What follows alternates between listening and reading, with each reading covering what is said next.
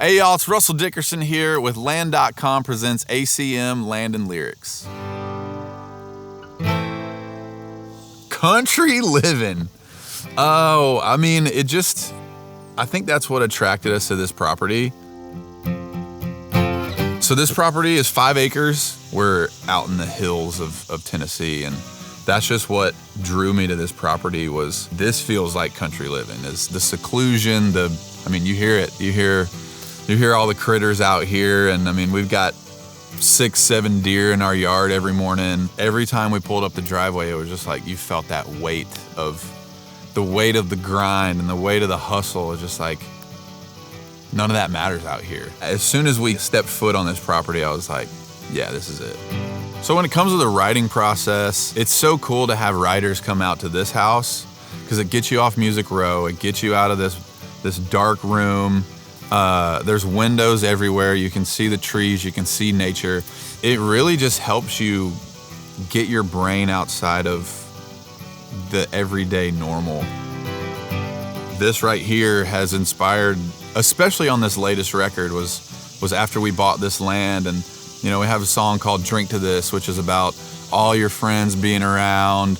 This is the best night ever. We're gonna remember this night forever. And there's moments around this fire, like we just love having people over here and building a huge fire and hanging out. And we kind of have to force ourselves to get away from it, because that's like when I think of the best feeling ever, I'm like, that fire, this view. One of my favorite memories was Remington was super young, a few months. And we just brought him up here. The weather's chilly, the leaves are turning, and just having our newborn up here at the fire and just soaking in those early moments of life. What prompted my love of the land is my Grammy's dairy farm growing up. Every Sunday after church, we were there. It's 160 plus acres. They had corn, they had dairy farm, and just running around, hanging out with the cows. And that's one of my first core memories as a kid of just loving the land. We looked at tons of different properties, and I remember praying. I was like, it'd be so sick to own a mountain.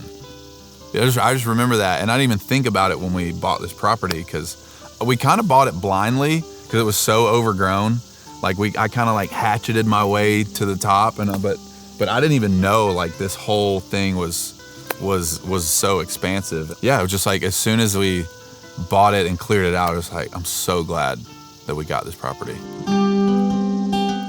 It's really bringing this land back to life is my goal. A lot of people, I feel would consider it unusable because it was just completely overgrown and neglected. And you can see over here, we took out dozens and dozens of trees.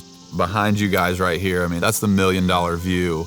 That was my goal this whole time, was to get it cleared out, build a huge fire, especially right around summertime. We'll come up here and it's just the sunset straight out there betwixt those beautiful hills out there. Had to throw that in there again. I really want that to make the cut. The open space is I feel it's the perfect balance, because we're on a tour bus that's how many 100 square feet. We're in cities, there's generators, there's noise, it's just constant. When you get out here, it's so quiet and there's just room to breathe. That's that balance that I have to have in my life.